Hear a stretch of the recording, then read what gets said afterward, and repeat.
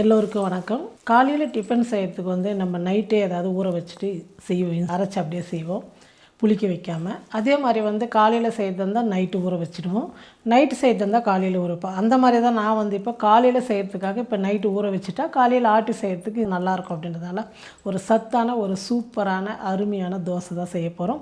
அதுக்கு வந்து என்னென்ன ஊற வைக்கலாம் அப்படின்னு சொல்லிட்டு ஊற வச்சுட்டு காலையில் வந்து நம்ம அரைச்சி செய்கிறதுக்கு நல்லாயிருக்கும். அதனால் இப்போ நைட்டே ஊற வச்சிடலாம். நான் சொன்னேன் இல்லையா சத்தான தோசைன்னு, பச்சை பயிரும் ஜவ்வரிசி வச்சு தாங்க நம்ம தோசைக்கு ஊற வைக்க போகிறோம்.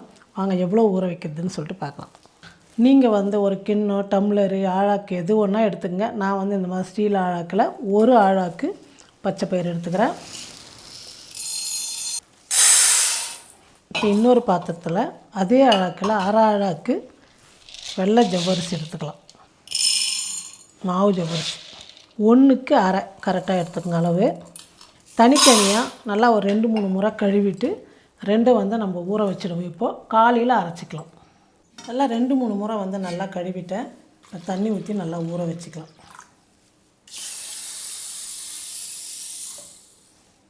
நைட்டு வந்து பச்சை பயிரும் ஜவ்வரிசி வந்து ஊற வச்சுட்டேன். இப்போ காலையில் வந்து நம்ம இதை நைஸாக அரைச்சி எடுத்துக்கலாம் தோசைக்கு. இது கூட வந்து 3 பச்சை மிளகா சின்ன சின்னதாக, உங்களுக்கு வந்து காரம் எந்த அளவுக்கு தேவையோ அந்த அளவுக்கு நீங்கள் சேர்த்துங்க. நான் வந்து காரம் கம்மியாக இருக்கிறதுக்கு 3 பச்சை மிளகா சேர்த்துருக்குறேன். இப்போ இது மிக்ஸி ஜாரில் சேர்த்து நைஸாக அரைச்சி எடுத்துக்கலாம். இது ரெண்டையுமே தனித்தனியாக அரைச்சி ஒன்றா கலந்துக்கணுங்களா? இல்லை ரெண்டும் ஒன்றா தான் போட்டு அரைக்கணும். நைஸாக அரைச்சிக்கணும் தோசை மாவு.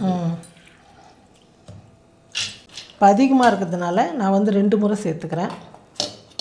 நைட்டு ஊற வைக்கும் போது வந்து நான் வெந்தயம் வந்து மறந்துட்டேன் உங்களுக்கு காமிக்கிறது வீடியோவில். அதுக்கப்புறம் நான் 1 மணி நேரம் கழிச்சு வந்து வெந்தயம் ஒரு அரை ஸ்பூன் வந்து இது கூட சேர்த்து நான் ஊற வச்சுக்கிட்டேன். நீங்கள் வெந்தயமும் கூட சேர்த்துக்குங்க. கொஞ்சம் பயிர் கூட வெந்தயம் அரை ஸ்பூன் சேர்த்து ஊற வைக்கணும். ஊற வைக்கும் போது ஊற வச்சேன்னா நைட்டு ஊற வைக்கலாம். நான் அதுக்கப்புறம் 1 மணி நேரம் கழிச்சு ஊற வச்சுட்டேன். இப்போ இதை வந்து நம்ம நல்லா நைஸாக அரைச்சி எடுத்துக்கலாம். பாருங்கள், இந்த அளவுக்கு வந்து நைஸாக அரைச்சிக்கணும். இப்படி எடுத்து பார்த்தீங்கன்னா தெரியும், பஞ்சு மாதிரி நல்லா நைஸாக அரைஞ்சிடுச்சு. இதே மாதிரி இருக்கிற ஜவ்வரிசியும் பச்சை பயிரும் நம்ம அரைச்சி எடுத்துக்கலாம். பாருங்கள், எல்லா மாவும் வந்து அரைச்சி எடுத்துக்கிட்டேன். இப்போ உப்பு மட்டும் தேவையான அளவுக்கு சேர்த்துக்கலாம். இதுக்கு வந்து சோடா உப்போ வேறு எதுவுமே தேவையில்லை. தேவையான அளவுக்கு உப்பு மட்டும் சேர்த்துக்குங்க. உப்பு சேர்த்து நல்லா கலந்து வச்சுட்டு நம்ம சட்னி ரெடி பண்ணிக்கலாம். அதுக்கு என்ன சட்னிமா?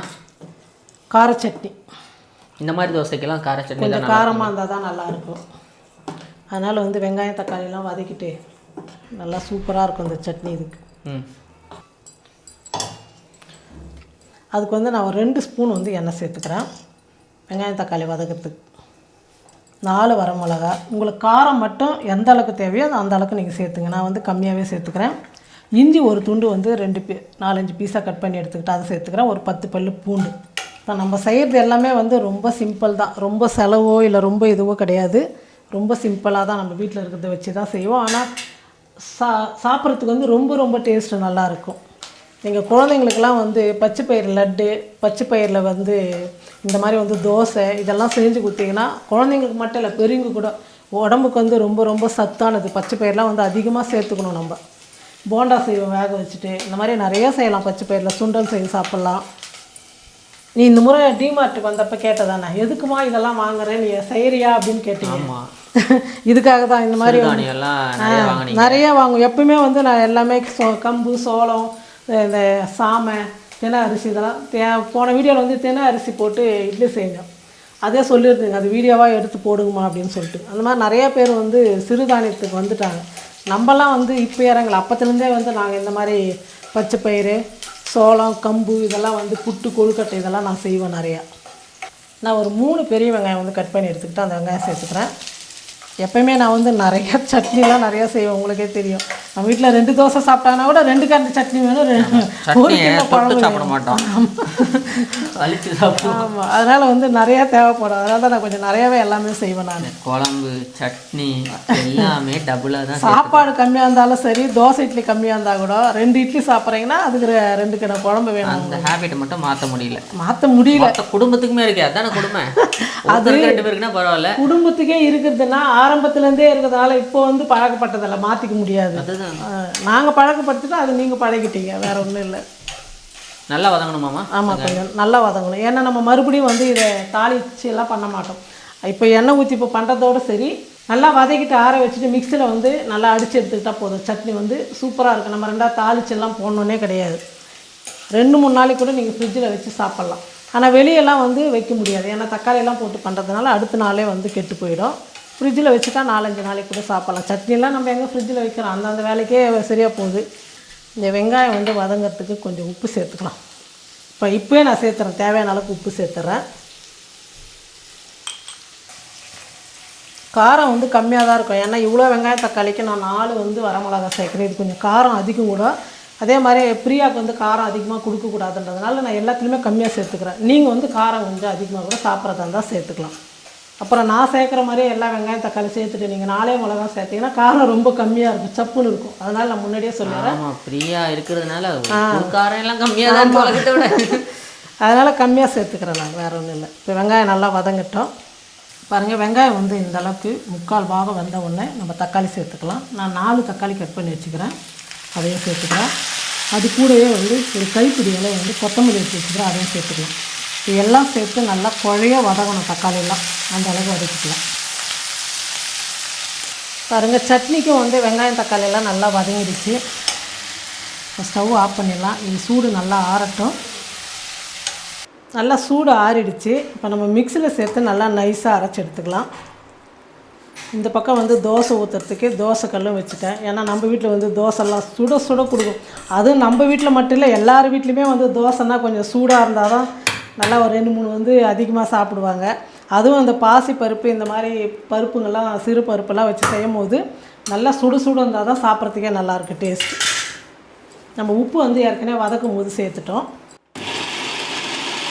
பாருங்கள், சட்னி வந்து மிக்சியில் நல்லா அரைச்சி எடுத்துக்கிட்டேன். தோசை கல் நல்லா சூடு ஏறிடுச்சு. இப்போ நம்ம தோசை ஊற்றிக்கலாம். பச்சை பயிறு தோசை.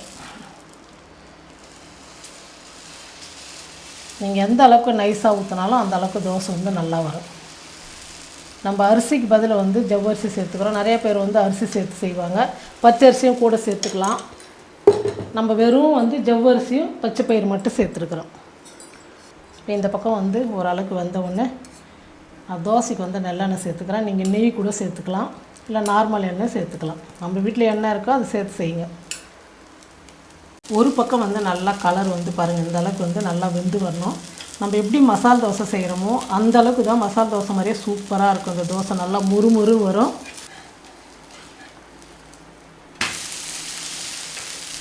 இந்த மாதிரி நல்லா கலர் வரும்போது நல்லா கொஞ்சம் முறுமுறுன்னு சாப்பிட்றதுக்கு வந்து நல்லாயிருக்கும். 2 தோசை சாப்பிட்றாங்க, 3-4 தோசை கூட சாப்பிட்லாம். நல்லா நைஸாக, இன்னும் எந்த அளவுக்கு மெலிசாக ஊற்றணுமோ அந்த அளவுக்கு ஊற்றிக்கலாம். பெருசாக இந்த கல் அவ்வளோ பெருசு கூட ஊற்றலாம். அந்த தோசை கலர் நல்லா இருக்குமா? ஆமாம், நீ ஒரு தோசை ஸ்பெஷலிஸ்ட்டுமா நீ. வடை போண்டாலாம் செஞ்சால் எண்ணெயே செய்கிறீங்கம்மா நீ கமெண்ட் பண்ணியிருந்தாங்க. அப்படியா? நினச்ச சொல்லுவாங்க. ஏன்னா நிறைய வீட்டில் வந்து நம்ம வந்து அதிகமாக செய்கிறது வந்து கடையில் விற்கிறோமா ஸ்வீட்டு அந்த மாதிரி ஐட்டம்லாம் நிறையா செய்ய மாட்டோம். போண்டா பஜ்ஜி வடை யாராவது கெஸ்ட்டு வந்து அது அதிகமாக செய்வோம், விதவிதமாக செய்வோம். அதே மாதிரி தோசை வெரைட்டிங் வந்து நிறையா செய்யலாம். அதனால தான் நம்ம வந்து தோசைலாம் அதிகமாக தோசை இட்லிலாம் வந்து நம்ம சேனலில் நிறையா போடுறோம். ஏன்னா நம்மளை மாதிரி நார்மலாக இருக்கிறவங்க எப்போ வீட்டில் ஈஸியாக செய்கிற மாதிரி நம்ம செஞ்சால் தான் அடுத்தவங்க செய்கிறதுக்கு ரொம்ப ஈஸியாக இருக்கும், சுலபமாக இருக்கும். கஷ்டப்படாமல் அதிக செலவு இல்லாமல் ஒரு சத்தானதும் செய்யலாம் தான் நான் இந்த மாதிரி செய்கிறேன். நான் இது உங்களுக்கு யூஸ்ஃபுல்லாக இருக்கும் தான் நினைக்கிறேன். பாருங்க, இந்த அளவுக்கு வந்து நல்லா வரும்போது நமக்கு சட்னி கூட தேவையில்லை. இந்த மாதிரி மொறு இருந்தால் நாங்களாம் அப்படியே சாப்பிட்டோம். நல்லா எப்படி சவுண்டு வந்து பாருங்கள். சுட சுட சாப்பிடும் போது இந்த மாதிரி சட்னி எல்லாம் செஞ்சு வச்சுட்டு நீங்கள் சாப்பிடும் போது ரொம்ப ரொம்ப டேஸ்ட் நல்லாயிருக்கும். இதே மாதிரி நம்ம எல்லா தோசையும் ஊற்றிக்கலாம். ஒரு அருமையான வெங்காயம் தக்காளி சட்னி, ரொம்ப சிம்பிளான சட்னி, டேஸ்ட்டான தோசை, ரெண்டும் சாப்பிடும் போது அவ்வளோ சூப்பராக இருக்கும். நீங்கள் இது வந்து மசால் தோசையாக கூட செஞ்சுக்கலாம். ஒரு உருளைக்கிழங்கு செஞ்சு வச்சுட்டிங்கன்னா மசால் தோசை தான். இன்னும் கொஞ்சம் நல்லா மொறுன்னு பெருசாக ஊற்றுனீங்கன்னா கடையில் விற்கிற மாதிரியே கிடைக்கும். எனக்கெல்லாம் இந்த மாதிரி சிறுதானிய தோசைலாம் நான் ரொம்ப விரும்பி சாப்பிடுவேன். வீட்டில் இந்த மாதிரி செஞ்சால் கூட எல்லோரும் 1-2 எடுத்துக்குவாங்க. மீதி இருக்கிற மாவு நான் தான் 3 வேளை சுட்டு சாப்பிடுவேன். நான் எனக்கு அவ்வளோ ரொம்ப பிடிக்கும். நான் ஆல்ரெடி கொஞ்சம் சாப்பிட்டேன், நல்லா இருந்துச்சு. இப்போல்லாம் சமைக்கும் போதே நீ சாப்பிட்டுறனால நல்ல காம்பினேஷன், சூப்பராக இருக்குங்க. அரிசி இல்லாமல் வெறும் பச்சை பயிரும் ஜவ்வரிசி வச்சு தோசை ஒரு முறை செஞ்சு பாருங்கள். அவ்வளோ டேஸ்ட்டு, அவ்வளோ சூப்பராக இருக்குது. நீங்களும் இதே மாதிரி சட்னியும் தோசையும் செஞ்சு பாருங்கள். அதாவது நீங்கள் காலையில் செய்கிறதா இருந்தால் நைட்டு ஊற வச்சுடுங்க, நைட்டு செய்கிறதா இருந்தால் காலையில் ஊற வச்சுடுங்க. செய்யறதுக்கு கரெக்டாக இருக்கும் நமக்கு. நீங்களே இதே மாதிரி நான் போட்ட மாதிரி அளவு போட்டு செஞ்சு பார்த்துட்டு எப்படி இருக்குன்னு சொல்லிட்டு மறக்காமல் கமெண்ட் பண்ணுங்கள், ஷேர் பண்ணுங்கள். நன்றி.